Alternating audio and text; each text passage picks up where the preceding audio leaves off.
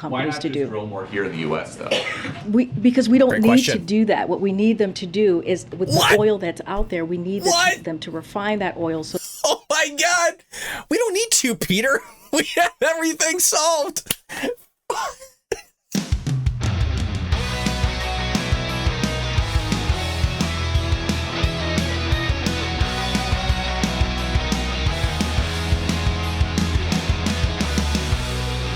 Welcome to the Bald Brad Show. In today's episode, we have Peter Doocy of Fox News versus White House Press Secretary Karine Jean-Pierre, round 4. Peter Doocy asks her questions on inflation as well as oil production, and we're going to debunk some of this oil production narrative that's being pushed out by the White House. As always, if you want to join us here at the Bald Brad Show or heck support a conservative, make sure to hit that like and subscribe button, share this link with your friends and family all over social media. And folks, with that being said, let's jump into it. Okay, Peter. Thanks, Karine. Why is the president saying that Pardon. No. Why is the president saying that inflation is worse everywhere but here? Because what we have seen across the globe, first of all, inflation is a global challenge, as we have said. It is caused by clearly the pandemic, this once-in-a-generation pandemic that we are coming out of, and also most recently the war that Putin started in Ukraine that has caused inflation as we look at food and as we look at gas prices. So if you look at globally other countries, and if you look at where we are economically, when you think about the Group 7, the G7, we are in a much stronger place than we are economically than the rest. And also, I did look globally, though. He says that inflation is worse everywhere but here. That's not true. U.S. has worse inflation than Germany, France, Japan, Canada, India, Italy, Saudi Arabia. Well, so why?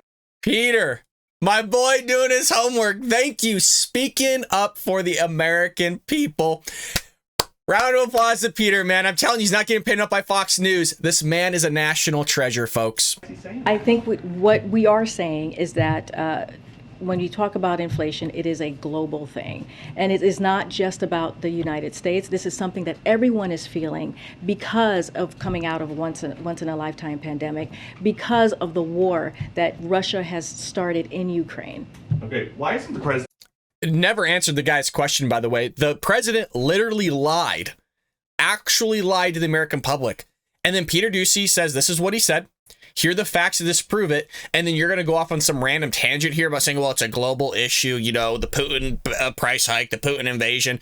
It's always the blame on Putin. And what you're going to see them do in a moment here is they're going to shift the blame from Putin in a moment to oil companies that they're not producing oil. They're not utilizing their leases and all these other things. We'll get to that right now. Asking oil companies to drill more here in the U.S. Let me just give you a little bit of a rundown of why we are here. And just because I know his letter was a lot about refining and increasing refining, but that's a lot of oil that comes in from overseas. So why isn't he asking companies to drill more here in the U.S.? Well, hold Great on. question. So here we go. So this is where we are. I'm going to give you a little bit of a rundown of why we are here and what's going on and why we wrote the letter. So due to decreased demand at the start of the pandemic, U.S. oil refineries reduced their capacity by more than 800,000 barrels per day.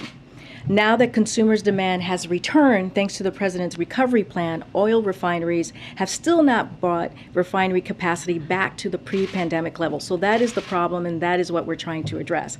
At the same time, Putin's invasion of Ukraine put pressure on global supply, and gas prices have gone up by nearly $2 since before the invasion. So President Biden has taken historic actions to elevate this pressure, releasing record amounts of oil from the Strategic Petroleum Reserve and relaying the world to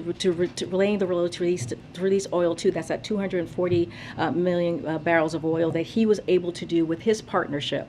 And so we are now at the highest levels of domestic production. So we actually have of crude oil since April of 2020, with an additional 9,000 approved drilling permits that remain unused, but refinery capacity needs to come back too. So that is what the problem is. We need them to actually refine the crude oil, which is not happening, and that's what we're calling on. So I want to just pause it here, and again, we'll continue with Peter Doocy in a moment.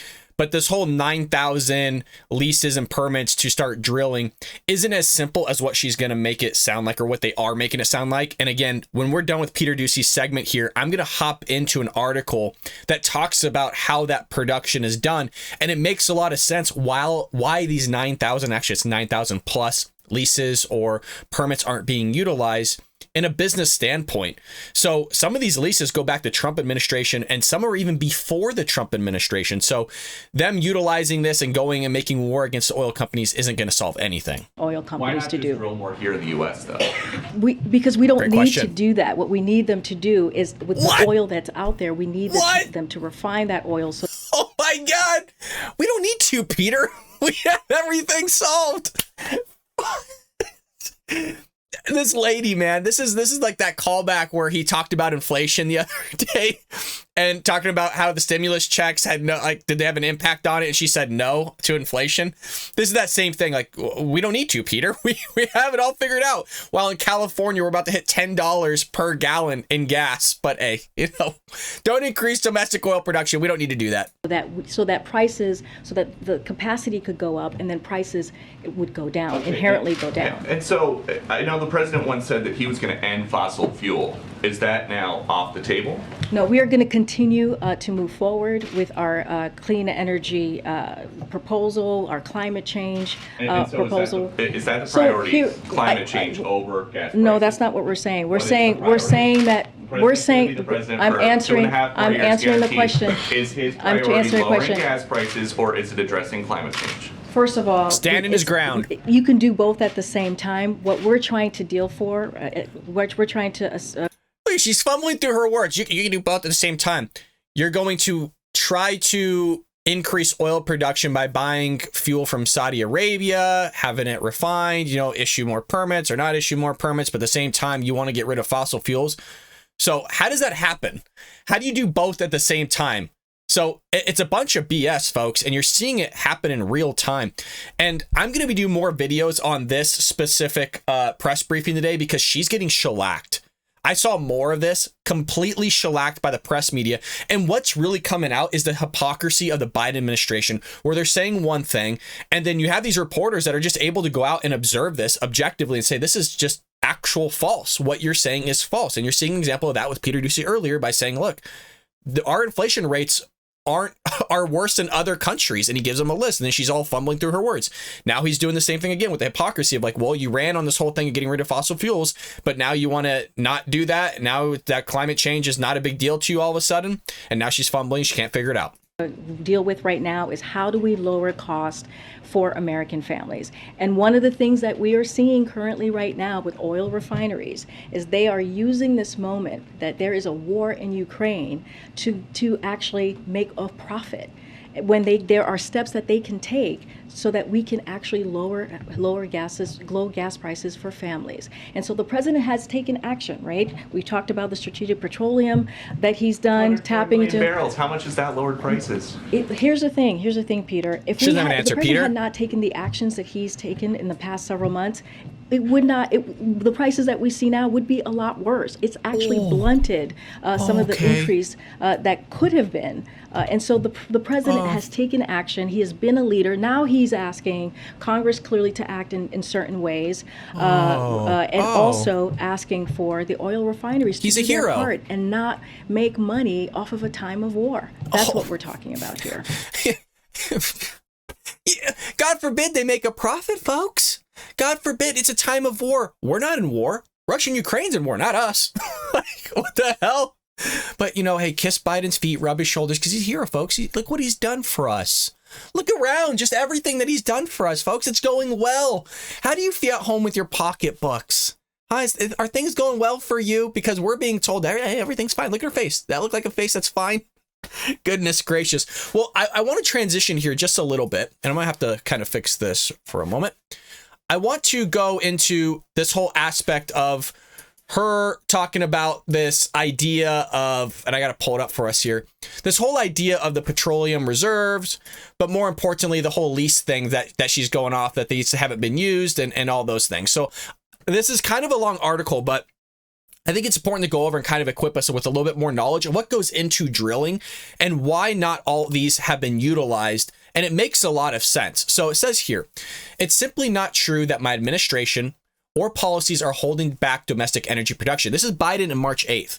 In a speech announcing a U.S. ban on Russian oil imports, Biden said that the companies pumped more oil in the U.S. during the first year in office than during his predecessor first year, and that we were on track for record oil production next year. Then Biden pivoted to the point of pointing the finger at the industry itself, which is what we're seeing right now. So it's almost like Hillary Clinton on her blaming all these different scenarios of why she lost her election. Biden's basically doing the same thing for all industries in his, whether it's the foreign policy or whether it's domestic, whatever it is, it's never his fault, it's everybody else's. So in the United States, 90% of onshore oil production takes place on land that isn't owned by federal government. And of the remaining 10% that occurs on federal land, the oil and gas industry has millions of acres leased. They have 9,000 permits, that's actually more than that, to drill right now. They could be drilling right now. Yesterday, last week, last year, they have 9,000 to drill onshore that are already approved. So he's making it seem like, well, look at all these leases. They're not using them. So we should be blaming them. If you guys want to increase domestic oil production, they could do it right now. Heck, they could start drilling at this moment while I'm talking. That's actually not the case. And there's a lot that goes into this, which is what I want to cover. Biden said these companies are not using these oil permits or permits to drill. These are the facts. We should be honest about the facts. This guy's going to talk to us about honesty? Are you serious? We just saw in real time that the lack of honesty, the lack of transparency, which I'll do another video on today. So this stuff is wild, folks. And for years, we were told that Trump's a liar, right? He lies to the American public. I'm not saying that Trump wasn't a liar. I'm not saying Trump didn't lie, but not like this. This is wild. Is Biden sharing all the facts? Well, folks, he is not. The status of drilling permits during Biden's administration. So let's get into the nitty gritty here. The U.S. has more than 24 million acres under lease to oil and gas companies onshore. Close to half are not producing. Before drilling can occur, these leaseholders have to get federal permits, which again, they've already done. So they had, at the end of 2021, 9,173 approved and available permits to drill on federal and Indian lands. Those permits included those issued under Biden, as well as there were some still active under the Trump administration, and some of those are even before the Trump administration. So this comes from the National Resources Defense Council. Companies don't have to immediately begin drilling, as their leases last 10 years and could be extended beyond that. And some of them, again, are extended. From a federal regulatory standpoint, once a permit is approved, industry can proceed. The president suggested the onus is on the industry to start drilling, but it's not as simple as Biden made it seem, because there are some steps before companies can begin production. Companies have to, get contracts for drill and the wells and build sufficient inventory to permits before rigs are contracted, said Jennifer Pett, a spokesperson for the Independent Petroleum Association of America, a trade group that represents oil and natural gas producers. Here's a quote from Pett. Producers also have to put a drilling plan together, secure rights of way, and work with state and private landowners. So it's not as simple as like, hey, just walk out in the damn field and go freaking start drilling. There's a lot that goes into it. The one thing that's not even covered here is, and might be even included into that, it's kind of the insurance behind it and everything as far as the regulations and red tape that go into it as well. Well, an economist and president of American Action Forum, a center-right think tank, said firms are trying to assess the durability of the global rebound. So they're trying to figure out the market as far as how's it going to shift? Does it make sense to actually start drilling? Do we need to? Is demand going to decrease? Is demand going to increase? Is supply? Like, where is it going to happen? Just like Karine Jean-Pierre said, it's all global, folks. It's all global. They have to be sure that the costly investment and time that it takes to turn a lease into a producing well is worth it. That makes sense on a business standpoint. You don't want to start drilling and goes, oh, well, shit, this doesn't work out. We actually didn't need this. Now we just cost ourselves money. Didn't make sense to do it. So it's not like an instantaneous thing where it makes sense just to do something. You shouldn't just go based on where the market is at now. You got to go with where you think the market's going to be. Oil and gas companies can raise funds from investors by not drilling on leases with proven reserves. An associate professor of the University of Texas stated, there is actually an incentive for companies not to develop these resources because for publicity trade companies or publicly traded companies, their reserves get reported and influence market valuation. So again, it comes back to the market and where the market's going to be. Sometimes there might not really even be producible oil and gas on a lease. So they just issued this, and you look around and look, they're going to get the leases. Just because you get a lease doesn't mean you're actually going to utilize it, or you get a permit and doesn't mean you're actually going to utilize it as well. You look around, there is nothing around. There's no oil. At least it doesn't make sense. There's not enough for you to actually produce, or not enough to meet whatever the market demand is for that sector or for that area. So they're just not going to utilize it. So it says companies sometimes hold leases as a bit of a mind game and their competitors, or even just because they didn't properly assess the production potential prior to leasing due to a lack of data or that sort of thing. So they're looking around, they get the permit, they get the lease to look at their competitors, say, wow, look at that that company, say Exxon or whoever it is, has all these leases out. Hell, we got to combat that, right? We got to compete against them. They're going to start drilling up production. We got to do the exact same thing to meet the market demand. So turns out there was no oil there, or vice versa. And also at the same time, they just didn't do the data correctly, and that's all it's stating. So again, it's not as easy as just, oh, well, hell, let's just go start drilling. In 2020, the oil bust created worker and supply shortages and caused companies to cut their budgets. Investors remain reluctant to invest in fossil fuels. Well, hell, especially when you have the president of the United States, the Democrat Party, going against oil companies altogether. You've heard Biden say numerous times, like, oh, let's get rid of fossil fuels. So why would you handle your budgets? Why would you handle your leases and your permits and everything that goes into your industry when you're competing against the own federal government in the United States and a whole party that's in control of all three branches? So there's a lot more, again, I know I'm repeating myself, a lot more that goes into this stuff than really like what Biden's talking about. It says experts also suggested that drilling domestically is more costly than drilling overseas, which could further deter oil companies in the United States from upping production. While the cost to extract one barrel in Saudi Arabia is somewhere around $10 to $15, in West Texas it could be as high as $70. There is some truth to that. A lot more of domestic, kind of buy American, tends to be more expensive.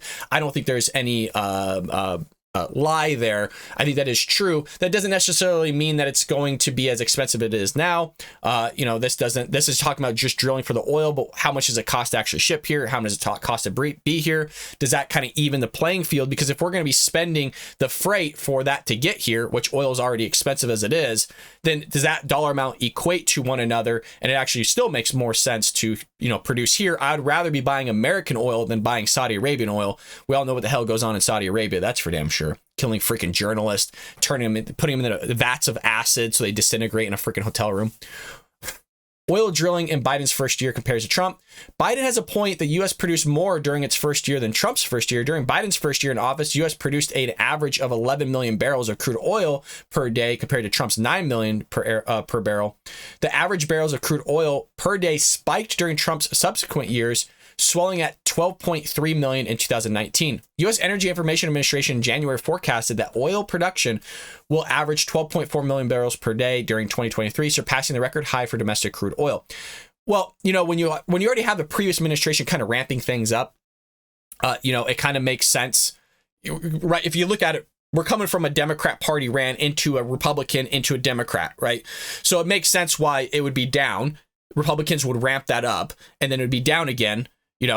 It just like I don't understand like what the point is here of him saying, oh, well, Biden produced more oil than Trump's first year. Well, yeah, Trump's first year would probably kind of suck because it's coming out of a Democrat ran administration. So once he ramps that up, right, then you got Biden basically running the coattails of a Republican administration ramping up oil production. So you can't really equate the two. It's kind of apples to oranges a little bit. So our ruling here, this is coming again from PolitiFact, says Biden said the oil industry has 9,000 permits to drill now. They could be drilling right now, yesterday, last week. Biden's number is correct. There again is more from Indian oil. Industry could use those permits and drill. However, once a permit is approved, drilling doesn't start overnight. Some companies choose not to drill for corporate reasons because they can raise funds from investors by not drilling on leases with proven reserves.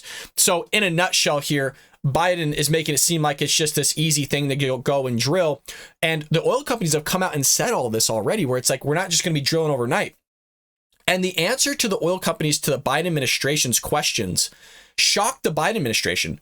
They were baffled. They couldn't believe, like, what do you mean you can't just go drill? And then they had to explain how all of this works to the Biden administration. Now, why is this so baffling? Folks, Biden's been in office for what, 40 plus years? He doesn't know how this works. Congress doesn't know how this works. I knew how this worked. And I'm not even oil production. Granted, I have audited companies. I've seen how production works. I've seen even the manifolds that go on some exhausts and mass production on how the EPA and the red tape really hinders these companies. And them even coming out and saying, look, we were actually going to do this before. We wanted to actually get rid of emissions and fossil fuels before, but this created more red tape for us. It actually stopped and slowed our production down. All these things. It doesn't take a brain surgeon. You don't need a degree. You don't need to be a rocket scientist to know how this stuff works. But again, when you have a guy that doesn't know how to tie his own shoes, forgets that he's president, has to be told that, hey, you know what? You're waking up. Good morning, Mr. President. What? Who? I'm president? Like, what an amazing time to be alive for President Joe Biden, right? To be told every morning and reminded that you're a president of the United States and that you have a whole staff behind you, that you're leading a country. As Ben Shapiro says, Joe Biden must be the happiest person on earth to wake up every morning and be told you're the president of the United States. With that being said, folks, be on the lookout. We're going to be doing more episodes today here with Karine Jean-Pierre getting shellacked by the press. I mean, it's really rough. She's having a rough day. So if you're having a rough day, make sure you catch that episode. It'll probably be out, I would imagine, 3 p.m. Pacific Standard Time, 6 p.m. Eastern Standard Time. With that being said, folks, make sure to hit that like and subscribe button. Share this link with your friends and family all over social media. And I will see you later today here on The Bo Brad Show.